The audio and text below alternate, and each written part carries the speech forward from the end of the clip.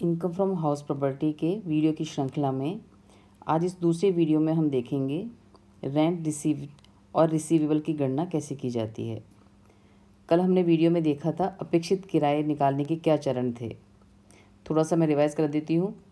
अपेक्षित किराया निकालने के लिए हमने 3 चीज़ों को यदि सूचना प्रश्न में है तो कंपेयर किया था। सबसे पहले म्यूनिसिपल वैल्यू को हमने कंपेयर किया था फेयर रेंट से, जो ज़्यादा था उसको चुना था। चुनी गई वैल्यू की तुलना की थी हमने स्टैंडर्ड रेंट यानी मानक किराए से, और जो कम था उसको हमने माना था अपेक्षित किराया। आगे के स्टेप में इनकम निकालने के लिए इस अपेक्षित किराए की तुलना हम करते हैं रेंट रिसीव्ड और रेंट रिसीवेबल में से। यहाँ पे हम एक्सपेक्टेड रेंट जो हमने कल सॉल्व किया था कल की वीडियो में, उसकी हम तुलना करेंगे प्राप्त किराए या प्राप्यबल किराया, मतलब कितना किराया जो हमें मिल गया है या जो मिलने की संभावना है उससे हम तुलना करेंगे, और जो ज़्यादा होगा उसे हम यहाँ पे चुनेंगे। लेकिन यहाँ पर हमको रेंट रिसीवेबल निकालने के लिए भी कुछ यहाँ पे नियम है जिसका हमको ध्यान रखना पड़ेगा। वो नियम क्या है उसको हम इस वीडियो में देखेंगे। तो यहाँ पर रेंट रिसीव्ड और रिसीवेबल जिसकी तुलना हमें अपेक्षित किराए से करनी है, उसके निकालने के लिए हमने निम्न बातों का ध्यान रखा जाएगा। नंबर 1, यदि गत वर्ष के मध्य में मकान का क्रय, निर्माण अथवा विक्रय किया गया है, यानी जो भी हमारा प्रीवियस ईयर है जिसकी अवधि हमारी 1 अप्रैल से 31 मार्च के मध्य में होती है। जैसे इस वर्ष आपका जो असेसमेंट ईयर है वो 23-24 है, तो प्रीवियस ईयर आपका होगा 22-23, यानी 1 अप्रैल 2022 से 31 मार्च 2023 के बीच में यदि आपने कोई नया मकान खरीदा है या नया मकान आपका बन के तैयार हुआ है या मकान को आपने बेच दिया है, तो जितने महीने आप मकान के मालिक रहे हैं, यानी क्रय करने के बाद की अवधि, निर्माण करने के बाद की अवधि या विक्रय करने से पहले की अवधि, जितने महीने आप मकान के मालिक रहे हैं उतने महीने का किराया लिया जाएगा। यदि ऐसी स्थिति नहीं है, यानी मकान आपने गत वर्ष में 22-23 में ना तो बनाया है, ना ही आपने क्रय किया है, ना ही विक्रय किया है, तो कोई भी परिस्थिति हो किराया हमेशा लिया जाएगा, हमेशा हमें 12 महीने का। यहाँ पे ये ध्यान रखना है, सिर्फ ये 3 स्थिति, यानी आपने कोई नया मकान क्रय किया हो, या आपने गत वर्ष में नया मकान बनाया हो, या आपने गत वर्ष में जो मकान आपके पास है उसको आपने बेच दिया हो, यानी आपका मालिकाना हक 12 महीने से कम रहा हो। यदि ऐसी स्थिति है तो जितने महीने के लिए आप मालिक रहे हैं, जितने महीने आपका मकान पे मालिकाना हक रहा है उतने महीने का ही किराया लेंगे। इन 3 परिस्थितियों को हम छोड़ दें तो अदरवाइज़ कोई सी भी स्थिति हो, चाहे मकान में आप स्वयं रहे हो, चाहे मकान आपका खाली रहा हो, कैसी भी स्थिति हो, हमेशा हमें 12 महीने का किराया यहाँ पर सबसे पहले लेना है। इसके बाद इस 12 महीने के किरायों में से हम 3 चीज़ को घटा कर दिखाएंगे। उसमें नंबर 1 है स्वयं के रहने की अवधि का किराया, यानी मालिक इस मकान में कुछ महीने खुद रहा है, स्वयं रहा है, तो जितने महीने वो खुद रहा है उतने महीने का किराया को उस 12 महीने के किराए में से हम, या स्वामित्व की अवधि का किराया जो भी सूचना है उसमें से हम घटा के दिखा देंगे। दूसरा, यदि इस किराए में कोई भी सुविधाओं का मूल्य शामिल है, यानी किराए में आपने कोई नल बिजली पानी की सुविधा है, कोई वॉचमैन की सुविधा है, कोई लिफ्ट की सुविधा है, किसी भी प्रकार की सुविधा यदि किराए की राशि में शामिल कर रखी है तो उसको भी हम किराए में से घटा देंगे, केवल मकान का किराया यहाँ पर लिया जाएगा। और तीसरा हम घटाएंगे यहाँ पर डूबा हुआ किराया। डूबा हुआ किराया की भी कुछ परिस्थितियाँ हैं जो मेरे हैंड रिटन नोट्स, जिसके मैं PDF इस वीडियो के नीचे डिस्क्रिप्शन बॉक्स के अंदर शेयर कर दूँगी, वहाँ पे देख सकते हैं। मैंने पहले वीडियो में भी शेयर किया हुआ है, बुक्स में से भी आप देख सकते हैं। जो किताब आपके पास है उसके नियम जब आप पढ़ेंगे तो उस नियम में भी आप देख सकते हैं कि डूबा हुआ किराए के लिए भी कुछ नियम आपको और ध्यान रखने हैं।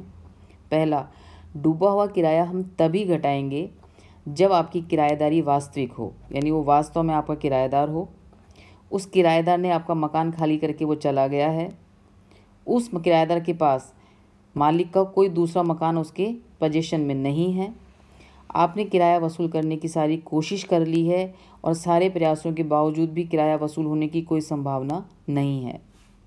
मैं वापस से रिपीट कर रही हूँ, डूबा हुआ किराया तभी घटाया जाएगा जब आपकी किराएदारी वास्तविक हो, यानी वास्तव में वो किराएदार हो, उस किराएदार ने मकान खाली कर दिया हो जिसकी हम यहाँ पे गणना कर रहे हैं, उस किराएदार के पास इस मालिक का कोई दूसरा मकान उसके पोजीशन में, उसके कब्जे में नहीं हो। आपने किराया वसूल करने की सारी कोशिश कर ली हो, लेकिन किराया आपको वसूल करने की संभावना नहीं हो, किराया आपका वास्तव में डूब गया हो। ये सारी परिस्थितियाँ पूरी होंगी तभी हमें डूबा हुआ किराया घटाना है। तो 3 चीज़ों को हम घटाएंगे। 12 महीने या स्वामित्व की अवधि के किराए में से स्वयं के रहने की अवधि का किराया, डूबा हुआ किराया और किराए में यदि सुविधाओं का मूल्य शामिल है तो तीनों को हम घटा देंगे। इन 3 चीज़ों को घटाने के अलावा हमें 2 चीज़ें जोड़ कर भी दिखानी है। जिन चीज़ों को हमें जोड़ना है उसमें है किराएदार द्वारा चुकाया गया भू राजस्व या भूमि एवं भवन कर, यानी इस मकान से संबंधित कोई भी लैंड रेवेन्यू, भू राजस्व या प्रॉपर्टी टैक्स, भूमि भवन कर जो मालिक को चुकाना चाहिए था लेकिन किराएदार ने चुका दिया है, तो मालिक के दायित्वों का भुगतान मानते हुए किराए के अंदर जोड़ के दिखाएंगे। इसी तरह यदि किराएदार ने इस मकान की किस्त, यानी मकान का आपने कोई लोन लिया हुआ है और उस लोन की कोई किस्त जो चुकानी थी मालिक को लेकिन चुका दी है किराएदार ने, तो यह राशि भी मालिक के दायित्वों का भुगतान माना जाएगा और इस राशि को हम किराए में वापस जोड़ के दिखाएंगे। यानी ये 3 राशियाँ हमको यहाँ पे घटा के दिखानी है और ये 2 राशियाँ हमको यहाँ पर जोड़ के दिखानी है। कौन सी 3 राशियाँ घटानी है हमें, मैं फिर रिपीट कर रही हूँ। स्वयं के रहने की अवधि का किराया, डूबा हुआ किराया और किराए में शामिल सुविधाओं का मूल्य, ये 3 राशि हमको घटा में दिखानी है। और किराएदार द्वारा चुकाया गया भू राजस्व, भूमि भवन कर और मकान की किस्त यदि है तो उसके हमको जोड़ के दिखानी है। इसके अलावा कुछ चीज़ आपको ये भी ध्यान रखनी है कि कुछ भुगतान ऐसे हैं जो किराएदार ने किए हैं लेकिन उसका कोई भी समायोजन हमें किराए के अंदर गणना करते समय नहीं करना है। तो कौन से भुगतान ऐसे हैं जो किराएदार ने किए तो हैं लेकिन जिसको हमें इग्नोर करना है, जिसको हमें यहाँ पर कुछ भी समायोजन जिसका नहीं करना है। उसमें पहला है किराएदार ने यदि इस मकान का नगर पालिका कर चुकाया है तो उसको ना तो हमें जोड़ना है ना ही हमें घटाना है, यानी इसका हमें कोई भी समायोजन नहीं करना है। इसी तरह यदि किराएदार ने बीमा प्रीमियम, यानी उस मकान से संबंधित कोई भी प्रकार का प्रीमियम या मरम्मत पे खर्चा किया है, वहन किया है, तो वो भी आपको इसमें से कोई समायोजन नहीं करना है। यदि किराएदार ने किराया लेते समय कोई एडवांस राशि आपको दी है तो उस एडवांस राशि पे कोई भी कल्पित ब्याज की कटौती भी यहाँ पे कोई स्वीकृत नहीं होगी, वो भी आपको नहीं घटाना है। ये 3 मदें ऐसी हैं जो किराएदार से संबंधित हैं लेकिन इसका समायोजन हमें इनकम फ्रॉम हाउस प्रॉपर्टी निकालते समय नहीं करना है। मैं इसको वापस रिपीट कर देती हूँ। कौन सी 3 मदें हैं? किराएदार द्वारा चुकाया गया नगरपालिका कर, किराएदार द्वारा चुकाया गया बीमा प्रीमियम या मकान का मरम्मत का खर्चा और किराएदार की एडवांस राशि पर कल्पित ब्याज। इस 3 का समायोजन हमको नहीं करना है। यानी ब्रीफ में हम देखें तो आपको कैसे निकालना है इसके अंदर प्राप्त और प्राप्त किराए की गणना कैसे करनी है। हमें 12 महीने या फिर स्वामित्व की अवधि, जो भी सिचुएशन है उसका हम यहाँ पे किराया ले लेंगे। इस किराए में से हम घटाएंगे स्वयं के रहने की अवधि का किराया, डूबा हुआ किराया और किराए में शामिल सुविधाओं का मूल्य। ये 3 चीज़ आपको इसमें से घटा के दिखानी है।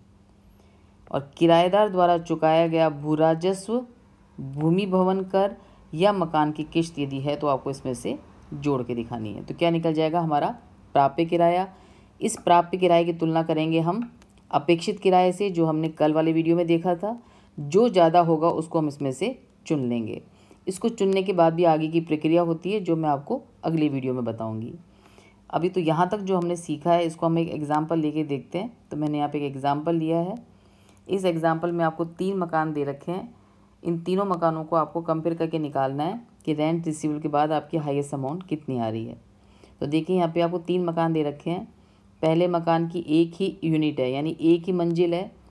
दूसरे वाले मकान की 2 यूनिट है, यानी यहाँ पे 2 मंजिल या 2 मकान आपके जुड़े हुए हैं आपस में ये।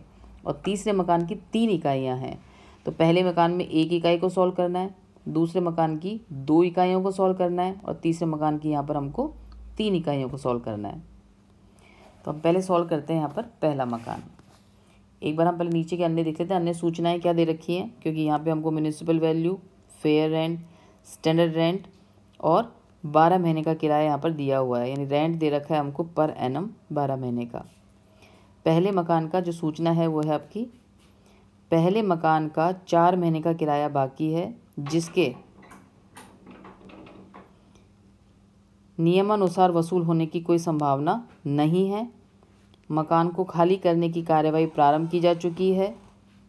तो यहाँ पहले मकान की सिर्फ एक सूचना है कि पहले मकान का 4 महीने का किराया बाकी है, यानी ये किराया हमारा वसूल नहीं हुआ था। वसूल होने की सारी कोशिश हमने कर ली है, उसने मकान खाली कर चुका है वो, लेकिन हमें वसूल होने की संभावना नहीं है, यानी ये हमारा डूबा हुआ किराया है। तो पहले मकान को सॉल्व करते समय हमें 4 महीने का किराया घटा के दिखाना होगा 12 महीने के किराए में से। तो पहले हम सॉल्व करते हैं पहला मकान, यानी यहाँ पे अपन सॉल्व करते हैं पहले फर्स्ट हाउस। तो फर्स्ट हाउस में सबसे पहले हम ले लेंगे फर्स्ट हाउस की म्यूनिसिपल वैल्यू। तो यहाँ पे यदि आपके पास किताब है, सेम इसी राइटर की किताब यदि आपके पास है तो आप इसका एग्जाम्पल 4.5 निकाल लीजिए। यदि ये वाली ऑथर की किताब आपके पास नहीं है, किसी दूसरे ऑथर की भी है, तो अभी इस वीडियो को देखते समय आप इसका स्क्रीनशॉट लेकर या कॉपी में इस एग्जाम्पल को उतार लो, ताकि समझना आपके लिए ईजी रहेगा। क्योंकि इस छोटी स्क्रीन पे मेरे को एक ही जगह पर क्वेश्चन और आंसर दोनों दिखाना पॉसिबल नहीं है। तो एक बार मैं आपको आंसर यहाँ दिखा देती हूँ, या तो आप इसका स्क्रीनशॉट ले लीजिए या इस क्वेश्चन को आप उतार लीजिए कॉपी के अंदर। उसके बाद मैं समझाऊंगी, तो फिगर जब सामने होगी तो आपके लिए समझना आसान होगा। और यदि सेम ऑथर की किताब आपके पास है तो इसको फिर आप एग्जाम्पल 4.5 निकाल के देखिए हम उसको कैसे सॉल्व करेंगे। आई होप आपने इसका स्क्रीनशॉट ले लिया होगा। तो सबसे पहले यहाँ पे हम देखेंगे पहले मकान की जो म्यूनिसिपल वैल्यू यहाँ पे दे रखी है, वो हमें दे रखी है इसमें 60,000 रुपये। इसको हम कंपेयर करेंगे फेयर रेंट से, और यहाँ पे हमें फेयर रेंट दे रखा है 66,000। जैसे हम कल वीडियो में देखा था हमने, इन दोनों में से हम किसको चुनेंगे? इन दोनों में से हम चुनेंगे हाईएस्ट को। तो यहाँ पे हाईएस्ट हमारा आ जाएगा 66,000। इस 66,000 की तुलना करेंगे हम स्टैंडर्ड रेंट से, जो यहाँ पर दे रखा है हमें 63,000। इनमें से हम चुनते हैं लोवेस्ट को। लोवेस्ट है यहाँ पे 63,000, तो यहाँ पे हम चुन लेंगे 63,000 को। इसको कंपेयर करेंगे हम रेंट रिसीवेबल या फिर रिसिप्ट, जो भी आपको दे रखा हो। यहाँ पर क्योंकि आपको सॉल्व करना पड़ेगा, तो पहले हम यहाँ पे रेंट रिसीवेबल निकालेंगे वर्किंग नोट में। तो वर्किंग नोट में पहले हम निकालेंगे यहाँ पे रेंट रिसीवेबल या रिसीप्ट, जैसी भी आपकी सूचना है। तो यहाँ पे हमको दे रखा है 12 महीने का किराया। यहाँ पे जो हमारा 12 महीने का किराया है वो है यहाँ पर 66,000। यानी हम यदि 1 महीने का किराया निकलें पर मंथ, यदि आप किराया जानना चाहें कि कितने महीने का किराया है, तो आप 66,000 में 12 का भाग दे देंगे, तो 1 महीने का किराया आ रहा है 5,500 पर मंथ। सबसे पहले हम यहाँ पे पर मंथ निकालेंगे किराया, क्योंकि किराया स्वयं के रहने की अवधि का या डूबा हुआ किराया है, तो आपको चाहिए होगा कितने महीने का है। तो सबसे पहले हम 12 महीने के किराए में 12 का भाग देके निकालेंगे कि 1 महीने का किराया कितना है। तो यहाँ पर 1 महीने का किराया आ रहा है हमारा 5,500। अन्य सूचना में लिख रखा था कि इस मकान में 4 महीने का किराया बाकी है जिसके वसूल होने की कोई संभावना नहीं है। तो यहाँ पे हमारा अनरियलाइज्ड रेंट यानी डूबा हुआ किराया आ जाएगा। यहाँ पे अनरियलाइज्ड रेंट आ जाएगा जो है आपका 4 महीने का, 4 मंथ का। तो 1 महीने का किराया है यहाँ पर 5,500, तो 4 महीने का किराया हो जाएगा यहाँ पे 22,000। यानी यहाँ पर 22,000 रुपये का किराया ऐसा है जो हमारा डूब गया है, जिसको मिलने की कोई संभावना नहीं है। तो इस 22,000 को हम इस 12 महीने के किराए में से घटा के दिखाएंगे। तो यहाँ पे जब हम किराया दिखाएंगे तो किराया दिखाएंगे हम 66,000 माइनस 22,000, यानी किराया जो हम कंपेयर करेंगे वो आ जाएगा यहाँ पे हमारा 44,000। एक बार इस प्रोसेस को मैं वापस रिपीट कर रही हूँ। सबसे पहले हम 12 महीने का किराया ले लेंगे यहाँ पे, जो है हमारा 66,000 रुपये। फिर हम इसकी सूचना से पर मंथ किराया निकालेंगे कि 1 महीने का किराया कितना है। ये हमारा दूसरा स्टेप है। दूसरे स्टेप में इस 66,000 में 12 से डिवाइड करके हमने निकाला कि 1 महीने का किराया आ रहा है 5,500। 4 महीने का किराया हमारा डूबा हुआ है, तो जो डूबा हुआ किराया है हमारा वो हो जाएगा 4 × 5,500 यानी 22,000। तो 66,000 में से 22,000 हम लेस कर देंगे, तो जो हमारा समायोजन के बाद किराया आ रहा है तुलना करने के लिए वो कितना आ रहा है यहाँ पे 44,000। वापस इन दोनों चीज़ों हम चुनेंगे, उसको हम चुनेंगे हाईएस्ट को, इसमें से हम चुनेंगे हाईएस्ट को। तो यहाँ पे हाईएस्ट आ रहा है हमारा 63,000, तो यहाँ पे चुन लेंगे हम 63,000 को। ये तरीका है हमारा सॉल्व करने का। ऐसे अपन सेकंड एग्जांपल देख लें एक बार। इसमें सेकंड हाउस हम यदि सॉल्व करेंगे तो सेकंड हाउस की देखिए सूचना क्या क्या है यहाँ पे सेकंड हाउस की सूचना है, यहाँ पे 2 इकाइयाँ हैं, दोनों इकाइयाँ आपने दूसरे मकान की दोनों इकाइयाँ आपने एक ही व्यक्ति को दे रखी हैं किराए पर, यानी एक ही व्यक्ति ने दोनों इकाइयाँ किराए पर ले रखी हैं।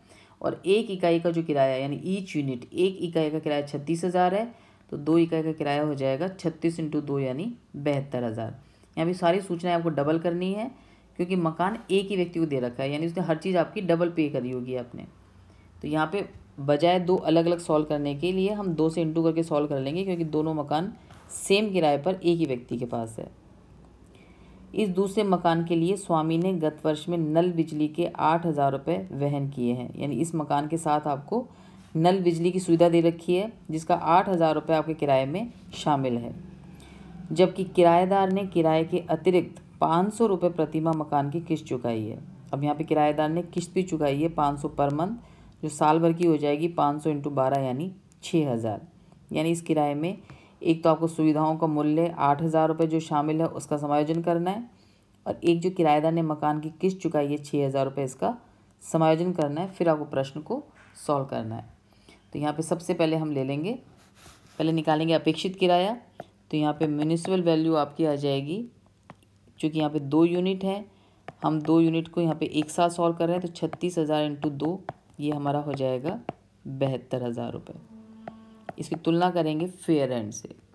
यहाँ पे फेयर रेंट है हमारा 48,000 × 2, यानी ये हमारा हो जाएगा 96,000। इसमें से किसको चुनेंगे हम? हाईएस्ट को। यहाँ पे हाईएस्ट है 96,000, तो इसको लिख लेंगे हम 96,000। इसको कंपेयर करेंगे हम स्टैंडर्ड रेंट से।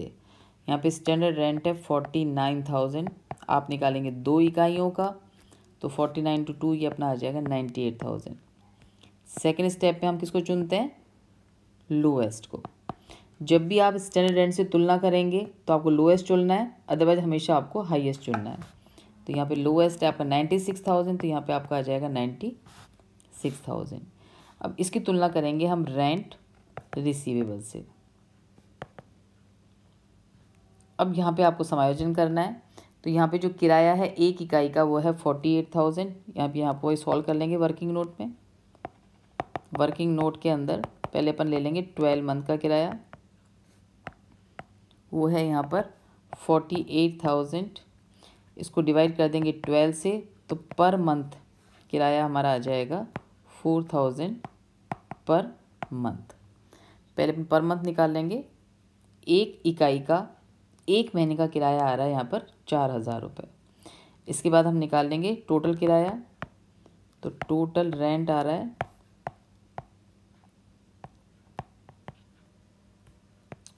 For 2 units. दोनों यूनिट का साल भर का किराया आ जाएगा 48,000 × 2 यानी 96,000।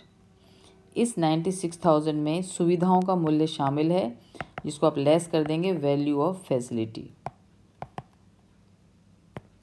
यहाँ जो फैसिलिटी दे रखी है उसके 8,000 रुपये शामिल है, वो आप इसमें से घटा के दिखा देंगे। और एक चीज़ आपको ऐड करनी है कि किराएदार ने इस मकान की किस्त चुकाई है, तो इसमें ऐड कर देंगे इंस्टॉलमेंट पेड बाय टेनेंट 500 × 12 यानी 6,000 रुपये उसने चुकाए हैं, वो आप इसमें से जोड़ देंगे। तो 8,000 रुपये आपको घटाने हैं, जो सुविधाओं का मूल्य इसमें शामिल है, और किसकी राशि आपको जोड़ देनी है यहाँ पर 6,000 रुपये। तो सब एडजस्ट करने के बाद जो फिगर आपकी आएगी वो आ जाएगी 94,000। तो जब यहाँ पे तुलना करेंगे तो हम तुलना करेंगे 94,000 में से। तो यहाँ पे हम चुनेंगे हाईएस्ट वैल्यू को, जो है यहाँ पर अपनी 96,000। तो यहाँ पे हमारा जो लास्ट में आ जाएगा स्टेप के अकॉर्डिंग, वो अपना आंसर आ रहा है 96,000। सेम इसी तरीके से मैं यहाँ पे आपको थर्ड हाउस भी समझा देती हूँ। इस वीडियो को देखने के बाद यद्यपि मैंने फर्स्ट सेकंड थर्ड तीनों हाउस समझा दिए हैं, लेकिन आप इसका जो भी सॉल्यूशन आपके पास है उसको सॉल्यूशन को देखे बिना आप रूल्स पढ़ के समझ के इस एग्जाम्पल को वापस ट्राई करना और फिर देखना कि आपको कितना समझ में आया है। यदि फिर कोई डाउट हो या दिक्कत हो तो मुझसे आप लोग उसको पूछ सकते हैं। तो यहाँ पर अब अपन सॉल्व करेंगे थर्ड हाउस। थर्ड हाउस में यहाँ पर 3 यूनिट हैं, 3 इकाइयाँ हैं। इसकी सूचना हमें दे रखी है तीनों इकाइयों की। इसकी म्युनिसिपल वैल्यू दे रखी है 10,000 है, फेयर रेंट 9,000 है, स्टैंडर्ड रेंट 12,000 है और जो 12 महीने का किराया हुआ है यहाँ पर हमारा 6,000। नीचे लिखा हुआ है कि जो तीसरा मकान है इसकी पहली इकाई साल भर खुद के रहने के काम आई है। कोई भी मकान या मकान की इकाई जो वर्ष भर स्वामी के स्वयं के रहने के काम में आती है या परिवार के रहने के काम में आती है, उसका वार्षिक मूल्य हम मानते हैं 0। तो पहली इकाई का यहाँ पे जो वार्षिक मूल्य वो हमारा हो जाएगा 0। दूसरी इकाई 3 महीने तक अपन स्वयं रहे हैं और शेष 9 महीने आपने इसको किराए पर दे रखी है। और जो तीसरी इकाई है उसमें 4 महीने का किराया हमारा बाकी है, मकान खाली कर दिया, मिलने की कोई संभावना नहीं है, यानी 4 महीने का किराया इसमें हमारा डूबा हुआ है। लेकिन एक सूचना है कि मकान देते समय किराएदार ने 2 महीने का किराया हमें एडवांस दिया था, जिसको आपने यहाँ पर एडजस्ट करने का काम लेंगे। तो 4 महीने का किराया डूबा हुआ है, 2 महीने का किराया हमने एडवांस लिया हुआ था, यानी एक्चुअली जो किराया डूबा है हमारा वो केवल यहाँ पर 4 - 2 यानी 2 महीने का किराया ही डूबा है, क्योंकि 2 महीने का एडवांस किराया हम इस डूबे हुए किराए में एडजस्ट कर लेंगे। तो यहाँ पे आपको जैसे दूसरे मकान में आपकी 2 इकाइयाँ थी, लेकिन दोनों को आपने डबल करके सॉल्व कर लिया था क्योंकि एक ही व्यक्ति के पास थी।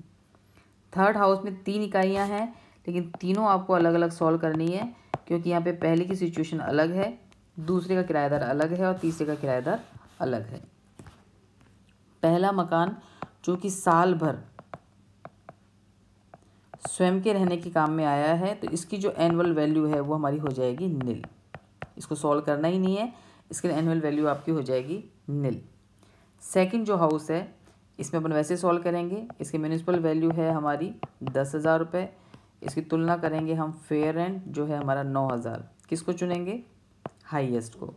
तो हाईएस्ट यहाँ पर आ जाएगा हमारा 10,000। इसकी हम तुलना करेंगे स्टैंडर्ड रेंट से जो है हमारा यहाँ पर 12,000। जब भी आप तुलना करेंगे स्टैंडर्ड रेंट से तो हम चुनेंगे किसको? जो हमारा लोएस्ट है। लोएस्ट है यहाँ पे 10,000, तो हम यहाँ पे ले लेंगे 10,000। ये हमारा होता है एक्सपेक्टेड रेंट।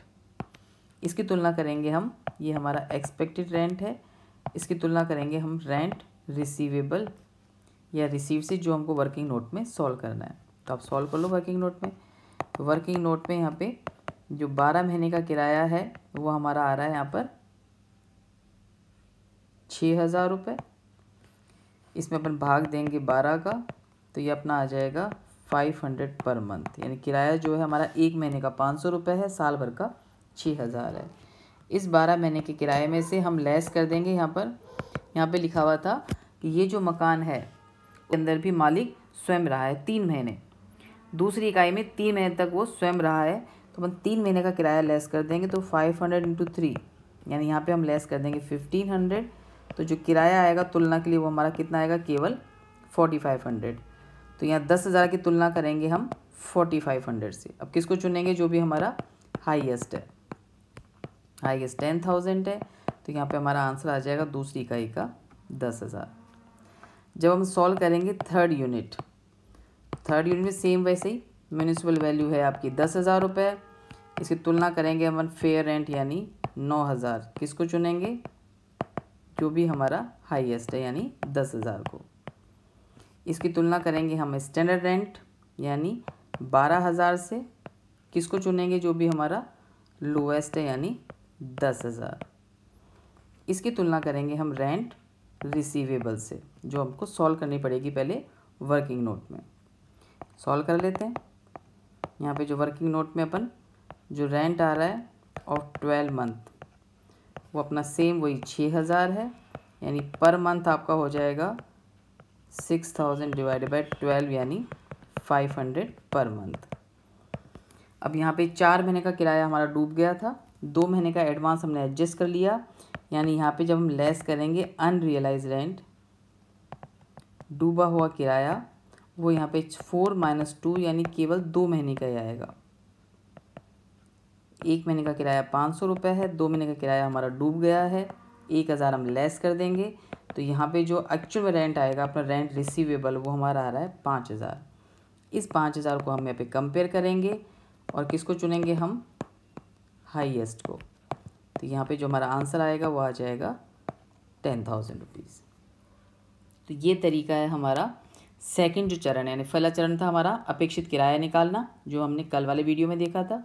आज की वीडियो में हमने देखा है कि रेंट रिसीवेबल को कैसे एडजस्ट करना है और दूसरे स्टेप के अंदर हम हाईएस्ट करके कैसे चुनेंगे। आगे का चरण बताऊंगी मैं आपको अगले वीडियो में। एक बार उसको देखना, समझना, नोट्स को पढ़ना और इस एग्जाम्पल को वापस ट्राई करना। इस एग्जाम्पल के अलावा भी जो एग्जाम्पल आपकी बुक में है, जिस भी राइटर की बुक आपके पास है, जो भी बुक आपके पास है, उसमें ट्राई करना। करने के बाद कोई भी दिक्कत हो तो आप मुझको व्हाट्सएप से या फ़ोन से पूछ सकते हैं। आज के लिए इतना ही।